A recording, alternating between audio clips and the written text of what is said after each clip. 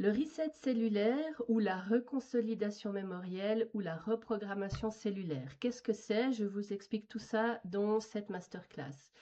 Alors, c'est important de comprendre le processus parce que c'est le cœur de ma méthode dans les soins que je vous propose.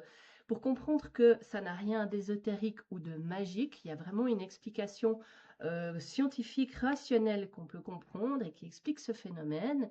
Ensuite, la magie, elle vient dans les soins parce que là, c'est vraiment la compétence et l'art du thérapeute qui fait que ça va marcher. Mais de pouvoir comprendre ce que c'est, ça vous donne déjà des pistes sur ce qu'on peut faire avec ça. Et ça vous montre aussi tout le potentiel, en fait, qu'il y a dans cette compréhension-là, du moment qu'on commence à l'appliquer dans une méthode de soins. Donc, le cœur de la méthode, c'est la cellule. C'est de travailler au niveau des mémoires cellulaires. Qu'est-ce qui se passe quand il y a des mémoires traumatiques, des nœuds émotionnels, des nœuds énergétiques, des nœuds karmiques ou spirituels? Le mouvement dans la cellule se ralentit. C'est la figure que vous avez sur l'image. Le mouvement est ralenti, empêché ou distordu, ce qui fait que votre cellule ne va plus pouvoir accomplir ses tâches physiologiques, organiques naturellement, et ça va créer des déséquilibres qui vont soit se manifester sous forme de maladies dans vos vies ou sous des formes de schémas répétitifs, de difficultés à avancer dans vos vies, à réaliser ce que vous voulez réaliser. Donc, ce n'est pas du tout des problèmes. On pense qu'on a des problèmes qui sont psychologiques, mais absolument pas. C'est lié. La psychologie et la physiologie sont liées. Et en intervenant sur les deux en même temps ou sur les multiples dimensions de l'être, c'est là qu'on a vraiment des résultats fantastiques parce qu'on prend en compte l'ensemble et comment ça se passe du coup au niveau de la cellule. Donc, ce que je vais vous expliquer dans cette masterclass, c'est comprendre un peu ces mécanismes de reconsolidation mémorielle, identifier pourquoi certains scénarios se répètent. Bon, dans le cas de figure, j'ai pris l'exemple des schémas amoureux, mais ça peut être toute autre sorte de schéma professionnel, financier, de santé, etc. Découvrir aussi pourquoi les approches traditionnelles ont certaines limites que la reconsolidation mémorielle vient exploser. Comprendre aussi qu'il y a certaines conditions pour que le changement y s'ancre durablement, pourquoi des fois ça ne fonctionne pas. Et je vous expliquerai aussi le langage symbolique de l'inconscient, les archétypes et en quoi ils permettent de faire ce travail de décodage au niveau de l'inconscient. Ça, c'est vraiment ma méthode particulière, signature que j'ai créée. Vous avez une croyance qui est répandue, c'est que le passé est figé. Quand on a subi un événement traumatique, on ne va pas pouvoir le modifier. Alors l'événement lui-même, on ne va pas pouvoir le modifier, on est d'accord. Par contre, la mémoire, c'est un processus vivant qui peut être modifié parce que notre cerveau c'est la plasticité du neurologique. Donc ça veut dire qu'on peut vraiment changer les connexions qui sont faites avec cette mémoire. Donc ça, c'est important à comprendre. Évidemment qu'on ne va pas dire qu'on peut effacer l'événement, mais par contre, ce que le cerveau en fait au niveau de la mémoire, ça, on peut le changer. Donc c'est ça la différence qui est importante à comprendre. Une mémoire émotionnelle, donc votre cerveau, à un moment, il a enregistré un événement. C'était un événement qui était chargé émotionnellement. Donc c'est plutôt le côté émotionnel qui s'est enregistré plus que les faits. Voilà. Et elle existe vraiment dans votre système nerveux, donc aussi dans toute votre physiologie, cette mémoire. Ce n'est pas juste mental, c'est vraiment quelque chose qui est intégré dans tout votre être et tout votre corps. Donc, c'est qu'une mémoire, vous n'êtes pas conscient que vous avez une mémoire, parce que vous la vivez et elle vous paraît totalement réelle. Elle agit sans que vous le décidiez, parce qu'elle est ancrée dans votre système nerveux. Donc, c'est une réaction, voilà, qui se met en place quand il y a certains stimulus extérieurs qui viennent la déclencher. Et du coup, elle agit sans que vous ayez vraiment besoin de la comprendre. Mais c'est le rôle aussi d'une mémoire, c'est de pouvoir être réactivée sans devoir chaque fois l'analyser, sauf qu'il y a certaines mémoires qui ne vous servent pas et qu'on aimerait pouvoir aller reprogrammer. Donc typiquement, vous rentrez par exemple dans une pièce que vous ne connaissez pas, votre cœur commence à s'accélérer, vous commencez à respirer fort, et puis vous commencez à avoir plein de pensées qui vous dérangent, vous ne savez même pas pourquoi. Peut-être que votre cerveau, il a enregistré qu'il y avait quelque chose dans cette pièce qui représentait un danger par rapport à une mémoire ancienne qu'il a, et du coup, il a commencé à s'activer pour déclencher une réaction de fuite, par exemple. Voilà, c'est ça une mémoire, mais vous n'avez pas forcément envie que ça se passe comme ça. Donc pourquoi les mêmes mémoires reviennent? C'est parce que vous avez un encodage mémoriel dans votre système, il y a un stimulus extérieur qui vient déclencher cette mémoire, du coup elle se met en automatique et vous, du coup, vous revivez un scénario ancien. C'est comme si vous aviez une carte à l'intérieur de vous qui vous dit exactement quoi faire dans quelle situation. Donc vous rejouez, voilà, cette carte interne dans un contexte avec une personne, etc., etc. Il peut y avoir différents éléments extérieurs qui viennent déclencher. Donc c'est pas un choix conscient, c'est un mécanisme automatique.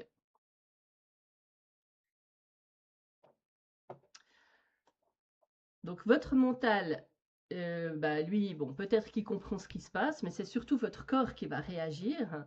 Votre mental, lui, bien sûr, il va analyser, il va essayer de rationaliser. Ça, c'est ce qu'on fait beaucoup. Ça, c'est une des limites des approches traditionnelles quand on est trop dans l'analyse. C'est bien de pouvoir analyser un certain temps, mais au bout d'un moment, ça a vraiment une limite parce que tant qu'on reste au niveau du mental, lui, il n'a pas la capacité à donner plus de sens que ce pourquoi il est fait. Votre corps, lui, par exemple, il va du coup hyper réagir, il va ressentir le danger et du coup le rythme cardiaque va s'accélérer, il va mettre en place toutes les réactions physiologiques de défense. Si on reste qu'au niveau du corps, pareil, au bout d'un moment, on va rester tout le temps avec ces réactions-là. Alors on va pouvoir les calmer un certain temps avec certaines méthodes, mais on ne va pas travailler sur la mémoire qui déclenche la réaction. Donc ça, c'est aussi une limite. Donc la mémoire, elle a vraiment son langage propre à elle-même, qui n'est ni que émotionnel, ni que mental, ni que physiologique. C'est vraiment un langage particulier à la mémoire. Donc voilà, par exemple, certaines mémoires émotionnelles, et les effets qu'elles ont sur nos pensées, notre vie, c'est vraiment comme si c'était des prédictions émotionnelles. Ça veut dire que quand un déclencheur arrive, tout de suite, ça va se mettre en route et on va comme ça avoir des prédictions émotionnelles qui deviennent des croyances à force de les répéter. Typiquement, si je m'attache, je vais être trahi. Si je prends trop de place, ça va déranger. Si je me mets à aimer quelqu'un librement, je vais être abandonnée. Donc voilà, c'est des choses, des prédictions qui se sont ancrées en nous et qui deviennent comme des vérités. Donc c'est pas du tout des choix conscients, c'est des mémoires, des empreintes archétypales qui vivent en nous. Donc ce sont comme des scripts qui dictent nos choix. C'est pour ça que sur la slide précédente, ça vous a peut-être un peu choqué, j'ai parlé des 7 péchés capitaux du couple. C'est pas du tout un jugement moral, mais c'est vraiment pour dire que c'est quelque chose qui est hyper ancré, qu'on vit comme une vérité, et qui, même si c'est complètement faux, nous, on va y croire comme si c'était ancré dans la pierre. C'est ça qu'il faut bien comprendre. Ça sert en expliquant avec la logique, une mémoire, elle n'est pas logique, elle est vécue, intrinsèque, donc forcément, c'est pas comme ça qu'on va pouvoir la désactiver. Et en plus, notre système nerveux, il est tellement habitué à ça qu'il va reproduire ça par habitude. Donc, par habitude, il a des prédictions sur à qui il peut faire confiance, à quel moment il peut s'attacher, mais peut-être aussi qu'il doit se sacrifier, ou alors qu'il doit fuir, alors qu'une relation pourrait être saine. Donc ça, c'est toutes des choses voilà, qui se mettent en place sans qu'on ait vraiment la possibilité de même savoir qu'elles se jouent en fait. Et le pire dans tout ça, c'est qu'on va rejouer ça dans différentes situations, alors que finalement, c'est toujours la même mémoire qui est active. Mais nous, on ne se rend pas compte, parce qu'on a l'impression que c'est plein de situations différentes. C'est pour ça qu'on croit qu'on a plein de problèmes, alors que souvent, on n'a pas tant de problèmes que ça, mais on a une mémoire active qui se rejoue sans cesse. Et si on intervient sur la bonne mémoire, on peut comme ça désactiver une multitude de problèmes en une seule intervention, parce qu'ils étaient tous liés à la même mémoire. C'est ça la puissance aussi de ce travail au niveau mémoriel, c'est qu'on peut vraiment avoir un impact incroyable quand on touche le nœud du problème. La bonne nouvelle, c'est que vu que ce sont des scripts, un jour ils se sont inscrits en nous, donc ça veut dire qu'on peut aussi les modifier et aller inscrire autre chose. C'est là qu'intervient justement ce processus de reconsolidation mémorielle. Ça veut dire que on peut aller modifier cette mémoire parce qu'elle est malléable. Il faut trouver la façon de la réactiver parce que ces mémoires, ce n'est pas des fichiers qui sont figés. C'est vraiment un processus vivant, donc on peut le transformer. Et du coup, tous ces schémas répétitifs, même traumatiques, peuvent être réécrits, mis à jour et réécrits. C'est ça la puissance de cette découverte. Et c'est vraiment cette base scientifique qui justifie que le changement est possible. Ensuite, comment? C'est ce qu'on va voir. Donc, on a une fenêtre d'opportunité pour activer un changement. Ça veut dire qu'il faut pouvoir réactiver la mémoire. La mémoire va quitter son état stocké, elle va se réveiller. Donc, il faut la déclencher comme ça se ferait dans la vie quotidienne, sauf que là, on va être dans un cadre de soins. Donc, on va réactiver la mémoire, ce qui fait qu'elle va devenir instable. C'est le moment critique où il faut pouvoir introduire un nouveau choix pour que on puisse reconsolider la mémoire d'une autre façon. Il y a vraiment une fenêtre temporelle précise. Bon, là, ils mettent quelques heures, mais c'est pendant le soin. Voilà, il y a un laps de temps où la mémoire est instable et où le changement devient possible.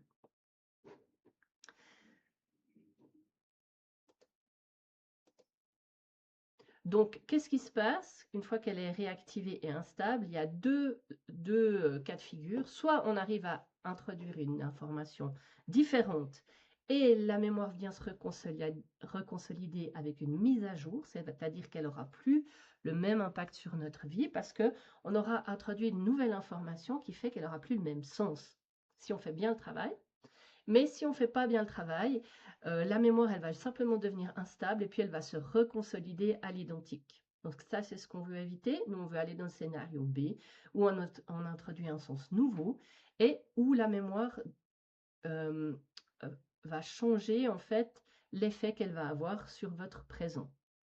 Ce qui détermine vraiment si ça marche ou pas, c'est le contexte dans lequel on reconsolide et la pertinence de l'information qu'on donne au moment où on reconsolide. Ça veut dire que votre système nerveux, il n'est pas bête, il est même pas bête du tout, il est vraiment fait pour vous protéger. Donc si il a déjà vécu une expérience traumatique et puis qu'on lui met une information mais il sent que cette information, elle n'est pas totalement juste, elle n'est pas totalement vraie, il n'arrive pas vraiment à y croire, il ne va pas reconsolider, il va repartir à l'identique. C'est là où le thérapeute, il doit être très précis dans ce qu'il amène comme information et il doit être très ancré et très stable dans sa vérité à lui. Lui, il doit y croire à 100% à ce qu'il vous raconte. Ça veut dire qu'il doit lui-même être passé par là, il doit lui-même avoir fait cette reconsolidation à l'intérieur et il doit être droit dans ses bottes pour... il n'est pas là pour vous convaincre, mais c'est une vérité vécue qu'il vous transmet. Et c'est à ce moment-là que le système nerveux peut accepter l'information. Voilà. C'est pour ça que les limites des méthodes qui vous font que raconter votre histoire ou revivre le trauma parce qu'on vous fait partir dans l'émotionnel. Attention, oui, la mémoire, elle doit être réactivée, mais il n'y a pas besoin de revivre tout le trauma. C'est une réactivation ciblée, on fait remonter l'émotion, mais on ne part pas dans quelque chose où on va craquer pour faire. On ne cherche pas à libérer l'émotion, on cherche l'information que contient l'émotion. Et si vous avez déjà testé ces méthodes qui vous font repartir dans l'émotionnel, dites-moi en commentaire ce que vous en pensez. Moi, personnellement, je l'ai fait, ça m'a jamais rien guéri, si ce n'est de me mettre dans des états impossibles et puis de repartir chez moi en miettes, quoi. Donc, moi, je ne pratique pas du tout ça parce que je n'en vois pas l'intérêt. Je pense qu'on peut aller beaucoup plus vite à l'essentiel avec la reconsolidation mémorielle et le travail cellulaire. Donc ça, pour moi, c'est des choses qui ne marchent pas. Elles ont un certain intérêt, on trouve toujours quelque chose d'intéressant dans ce qu'on fait, mais il y a des choses qui sont beaucoup plus efficaces. C'est réactiver donc le nœud exact qui a créé la mémoire et ensuite réécrire le scénario.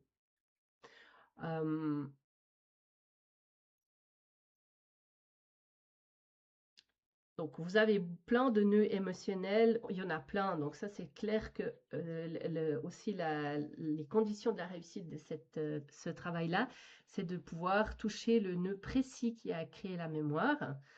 Donc ça, dans une séance de soins en présentiel ou à distance, on fait cet entonnoir pour aller vraiment chercher l'origine de la distorsion. Mais on y arrive parce que voilà, on a des façons de faire qui nous permettent de ne pas nous perdre, de ne pas nous disperser dans tous ces nœuds qu'il y a et de vraiment trouver l'origine exacte. Voilà. Qu'est-ce qui se passe en fait quand on a du coup trouvé le nœud exact, activé la mémoire et qu'elle est dans cette fenêtre d'opportunité où on peut la reconsolider? C'est là en fait où on donne le contre-ordre au cerveau. Ça veut dire que le système il s'attend à vivre une certaine issue. Par exemple, ben, s'il est dans un nœud de trahison, il va s'attendre à être trahi. Sauf qu'à ce moment-là, on va l'amener à vivre autre chose. Mais on va l'amener à vivre autre chose cellulairement. Ça veut dire que comme la personne, elle est dans un état où elle est en connexion conscient-inconscient, elle est dans un état semi-modifié de conscience, donc à ce moment-là, on peut lui faire vivre autre chose en proposant un scénario différent, en accompagnant aussi, en travaillant sur le corps, pour que l'information, elle puisse rentrer comme si elle était vécue, pas juste comprise mentalement, mais vraiment vécue, même pas juste émotionnellement, mais aussi physiquement. On va pouvoir ressentir dans le corps. Par exemple, si je me suis sentie trahie à un moment, là, on va amener une expérience vécue de sécurité en même temps que la trahison. Et c'est à ce moment-là que la mémoire elle peut basculer parce que tout d'un coup, elle vit autre chose. Donc, il y a une contradiction émotionnelle et le système vit autre chose. Et du coup, il se met à jour en mode ah, ok. Donc, peut-être que je n'ai pas besoin de revivre tout le temps la trahison. Je peux vivre maintenant la sécurité. Donc, nous, on ne crée pas une contradiction au niveau mental. On va vraiment créer une contradiction au niveau émotionnel, mais physique, cellulaire. Et c'est là que la mémoire, elle peut entendre ce qu'on lui dit et se mettre à jour.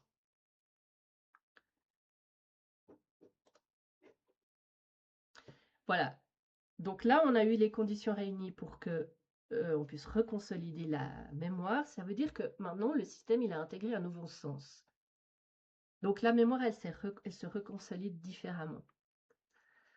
Maintenant, il y a un travail après ça, c'est un travail de stabilisation. Et là, c'est là que c'est important d'utiliser le langage de l'inconscient et le langage de la mémoire. C'est le langage des archétypes ou des symboles, si vous préférez. Ça veut dire que on va vraiment utiliser dans les jours qui suivent une figure, un symbole, un archétype qui puisse stabiliser la personne, qui puisse permettre à la personne de se relier au nouveau sens, mais pas juste mentalement. L'archétype, la puissance des symboles et des archétypes, c'est qu'ils contiennent une multitude de sens. Ils peuvent contenir le trauma et la guérison, la blessure et le remède. Ils arrivent à contenir les deux. Et comme dans les jours qui suivent une reconsolidation, on est encore un peu dans une phase instable, eh ben, l'archétype il va vraiment aider la personne à pouvoir stabiliser le nouveau sens et pas retomber dans les schémas précédents. Donc les archétypes très puissants parce que vraiment au niveau de l'inconscient, ils ont une force énorme parce que l'inconscient est un monde d'archétypes, de symboles et de sens. Donc si vous introduisez un nouveau sens et que vous le stabilisez par votre choix, hein, vous choisissez de vous relier à cet archétype, l'inconscient, lui, il répond. Hein, l'inconscient, il est malléable aussi. Et puis surtout, il répond à votre volonté, à votre autorité, je dirais, ou à votre souveraineté, plus qu'à votre volonté. Lui, il délivre l'information que vous lui demandez de délivrer. Nous, on a encore l'impression que l'inconscient, c'est une force comme ça qui nous domine. Oui, quand on est dans nos mémoires non reconsolidées, mais une fois qu'on fait le travail d'amener la conscience dans l'inconscient, l'inconscient, il obéit. Hein. Donc, vous lui mettez un archétype de souveraineté, lui, il va vous envoyer de l'information de souveraineté. Hein. Ça fonctionne, c'est nickel, et puis on l'utilise absolument pas du tout assez.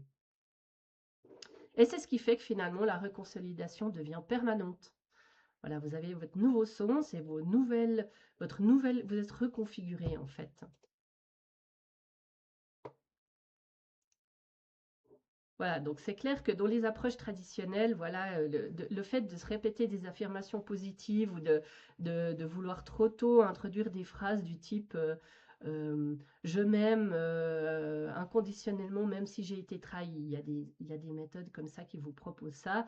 Faites attention, hein. Moi, j'ai aussi beaucoup utilisé ça, mais moi qui étais énormément dissociée, ça amplifiait la dissociation parce que votre système, il n'est pas débile. Enfin, vous vous êtes fait trahir et puis vous lui dites, mais je m'aime avec cette blessure. Bah non, en fait, il peut pas faire ça.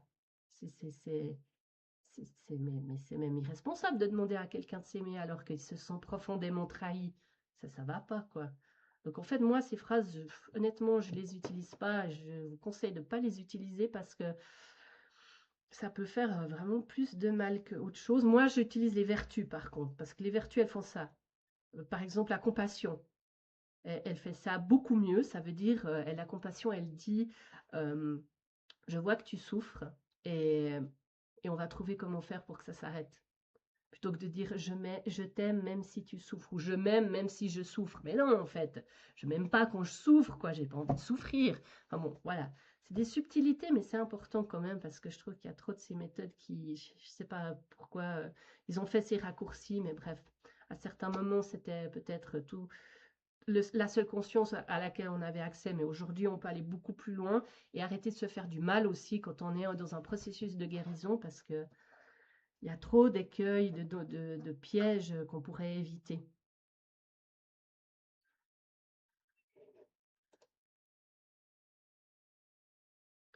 Voilà, donc le symbole, on en a parlé, le mythe aussi. Donc très important quand vous êtes dans un processus de guérison, il faut pouvoir vous relier aux archétypes de la quête alchimique, du héros, et du parcours du héros, hein, parce que ce sont des archétypes qui organisent les étapes et surtout qui permettent de faire les passages, différents passages clés qu'il ne faut pas louper, sinon on revient à l'identité initiale. Voilà, donc ça, bon, ça c'est quelque chose que je développe aussi, les étapes de la quête alchimique, c'est important. Mais vous comprenez maintenant pourquoi tout est lié. Je veux dire, il faut faire ces soins de réconciliation mémorielle en parallèle du travail symbolique, du travail archétypal, parce que ils sont complémentaires en fait. Voilà, si vous faites juste un soin comme ça, puis qu'après vous accompagnez pas pour ancrer dans votre vie avec des archétypes qui sont forts et solides, si vous incarnez pas ensuite le changement, ben oui, bien sûr, ça aura eu un effet, mais on peut aller beaucoup plus loin. Donc pourquoi se priver en fait, hein? Et puis plus vous faites le travail jusqu'au bout, plus votre système il s'habitue à ça et plus il coopère aussi parce qu'il a compris en fait que vous allez vers le mieux. Votre système il n'est pas contre vous, il est avec vous. Mais pour l'instant vous lui avez jamais encore montré que c'était possible, que c'était facile. Et si vous lui montrez ça, ben, il va prendre goût et il va encore plus vous accompagner, vous aider et vous soutenir. Donc allez-y jusqu'au bout avec l'ensemble. C'est un concept global en fait que moi je vous propose où vous pouvez vraiment développer comme ça vos qualités intrinsèques de renouvellement alchimique quoi. Et puis devenir vraiment un as dans ce domaine quoi. Puis là on n'est plus dans de la guérison pour de la guérison, on est dans de la guérison pour de la réalisation et ça change tout quoi. Parce que vous n'êtes plus une victime qui doit être accompagnée toute sa vie. Une fois que vous avez compris le système, vous pouvez avancer par vous-même. Donc faites-le une fois comme il faut jusqu'au bout en étant accompagné avec moi, tout le système que j'ai développé. Mais ensuite, ben voilà, soyez autonome quoi. Donc j'ai développé voilà les codes qui permettent de dialoguer entre le conscient et l'inconscient. C'est tout ce système symbolique et archétypal.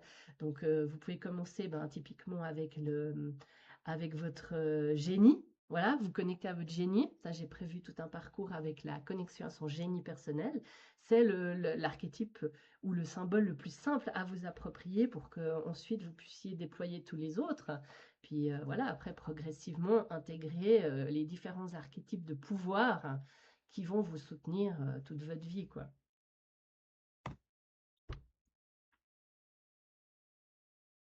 C'est vraiment un système cohérent qui parle directement à votre système nerveux. Donc, par exemple, si vous commencez avec mon système 7C pour stabiliser le système nerveux, ben pareil, c'est un système où il y a un cadre symbolique et archétypal qui donne un sens, puis après une organisation à l'intérieur de ce cadre. Donc, c'est pour ça que moi, toutes ces méthodes qui sont déconnectées d'un sens global, quand on vous propose juste de respirer. Bon, bien sûr que la respiration fonctionne, mais respirer pour respirer, ça change rien.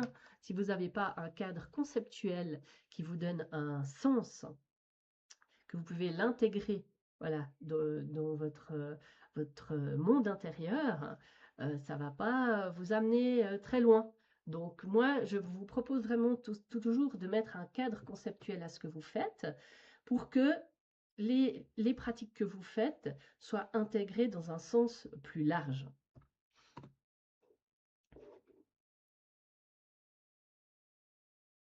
Voilà. Et là, dans l'exemple du couple, où par exemple j'ai mis en évidence les 7 distorsions du couple, l'idée, quand on travaille avec ce côté archétypal, c'est de reconnaître le rôle qu'on joue, symboliquement, eh ben, à quel archétype ça se relie, et puis voir si l'archétype il est équilibré ou il est déséquilibré. Et ensuite, on peut se rééquilibrer là-dedans, hein. Et là, vous comprenez pourquoi le langage symbolique permet au système nerveux un travail beaucoup plus profond qu'un langage juste mental ou émotionnel, parce que quand vous comprenez que vous rejouez un scénario universel, vous avez aussi beaucoup plus de facilité à choisir d'incarner un nouveau rôle. Si vous réalisez tout d'un coup que vous avez joué pendant longtemps le rôle de victime et que c'est relié à un scénario universel archétypal, vous pouvez aussi plus facilement vous détacher de ce rôle et vous dire « Ah ben je vais maintenant jouer un rôle un peu plus souverain, peut-être prendre le rôle du héros, voilà, et puis commencer à faire vos étapes de la quête. » Ça vous permet de ne pas rester enfermé dans un rôle. Et du coup, quand vous commencez à incarner un nouveau rôle, quand vous choisissez un archétype qui vous inspire, qui vous fait avancer, la mémoire, elle suit aussi. Et tout d'un coup, ça lui permet de devenir instable et vous pouvez ensuite vous-même réintroduire un nouveau sens à votre expérience.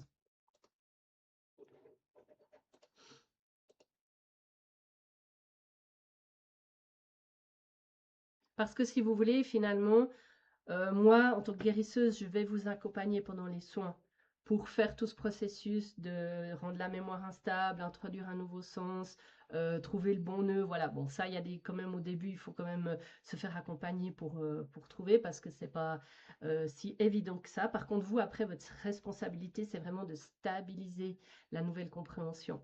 Moi, je vous ai développé tout un système pour vous aider à faire ça. Donc, vous pouvez vraiment avancer en autonomie là-dedans.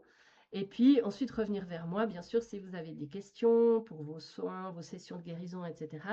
Mais vous devenez vraiment autonome, c'est le but. Donc allez-y avec ça.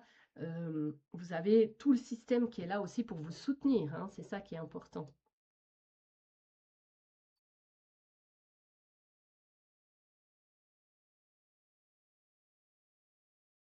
Et après, ce qui va être fantastique dans cette progression, c'est que vous allez vraiment ressentir les changements au niveau cellulaire. Et multidimensionnel, ça veut dire aussi que vous n'êtes plus dans une démarche de volonté. C'est pas une volonté de changer quelque chose, parce que comme vous faites bien le travail, vous mettez en place un champ de résonance. Vous activez vraiment des ressources à plusieurs endroits de votre conscient, subconscient, dans votre système nerveux. Et c'est là qu'en fait, il y a vraiment des synchronicités et des miracles que vous allez pouvoir constater. Ça veut dire qu'il y a des changements qui vont arriver dans votre vie sans que vous ayez eu besoin de mettre de la volonté, de l'effort. Et c'est ça qu'on cherche en fait finalement.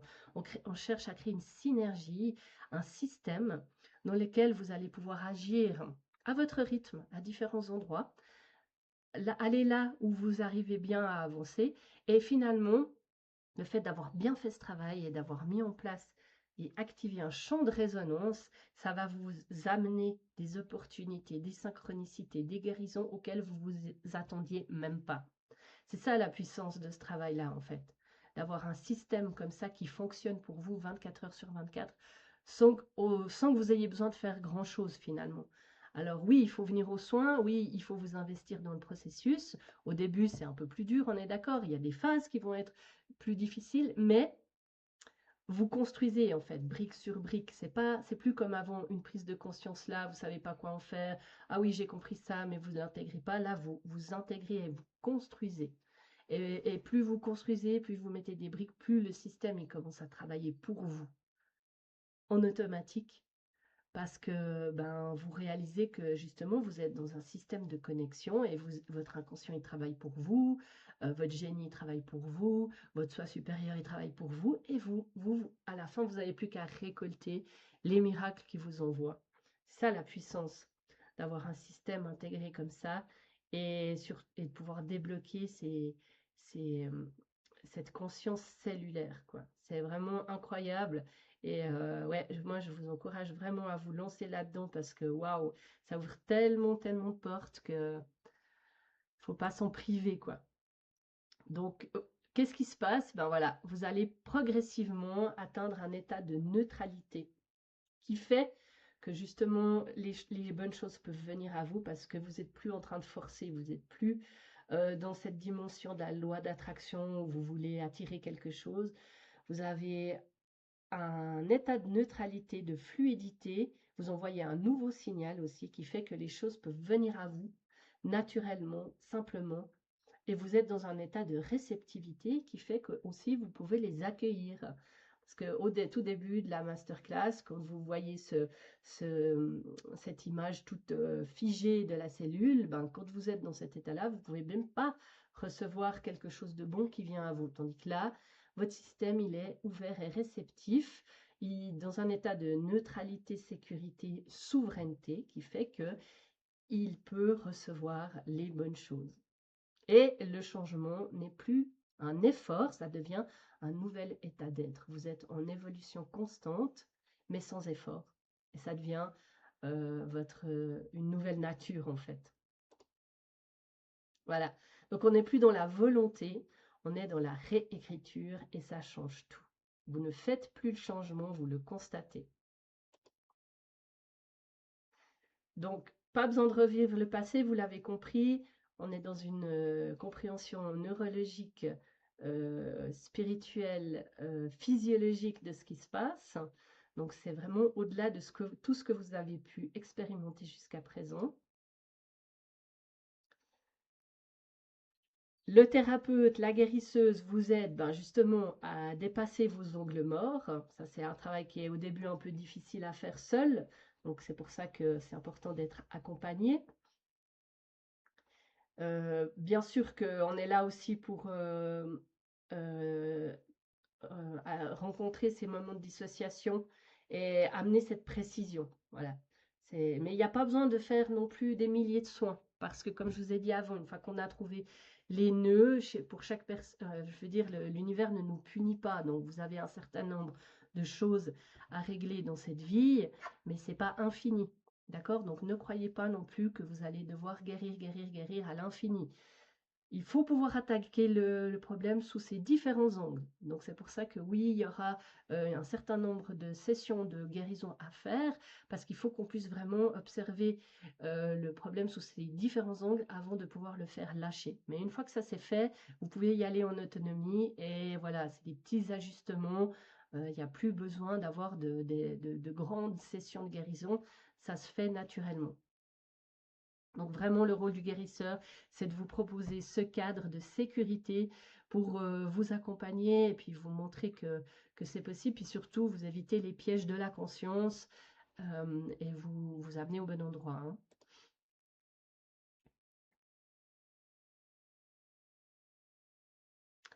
Et ce qui, avant, vous paraissait une fatalité, ces cycles de répétition infinis, donc vous aviez l'impression que vous n'alliez jamais pouvoir vous en sortir, et ben ça va se terminer. Et le destin, et ben, il va enfin pouvoir jouer en votre faveur. Ça veut dire qu'il va vous amener sur les rails du destin et vous montrer votre plan d'incarnation et ce que vous êtes vraiment venu réaliser.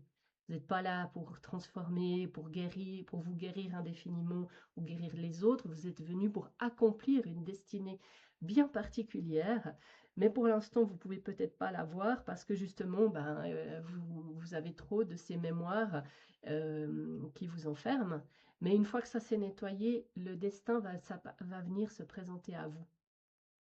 Et là, vous allez pouvoir vraiment comprendre la force aussi de soutien que ça va vous donner parce que la vie va cesser de vous résister.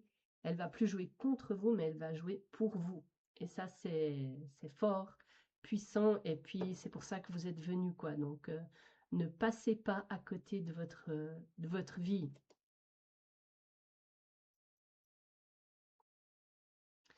Donc les 5 piliers sur lesquels s'appuie tout mon système, dans lequel vous pouvez rentrer à votre rythme, en choisissant la porte d'entrée qui vous convient le mieux. Vous pouvez avancer à votre rythme en autonomie avec les mini-produits que j'ai créés pour vous, comme le système 7C pour stabiliser le système nerveux, ou bien la connexion à son génie, etc., etc. Allez-y tranquillement. Quand vous vous sentez prêt pour aller faire les déblocages plus profonds, je suis là, vous me contactez, on met en place les différentes sessions et vous pouvez entrer dans un travail plus profond avec les archétypes de passage, etc., etc. Donc, j'ai tout prévu pour que vraiment vous ayez comme ça des piliers de vérité, de sécurité sur lesquels vous pouvez vous appuyer, qui respectent votre rythme, votre autonomie aussi. Voilà, donc votre passé, ce n'est pas votre futur, c'est juste une mémoire à mettre à jour et vous n'avez pas besoin de passer votre vie à faire ça. Soyez rassurés, c'est un passage, je suis là pour vous accompagner et après, vous verrez, ça va être le kiff parce que ce qui vous attend après, ça n'a rien à voir avec tout ce que vous avez connu, c'est tellement mieux. Avec plaisir de vous retrouver ici ou là dans un de mes programmes ou un de mes produits et, et tout de bon pour cette reconsolidation et tout ce qui vous attend après.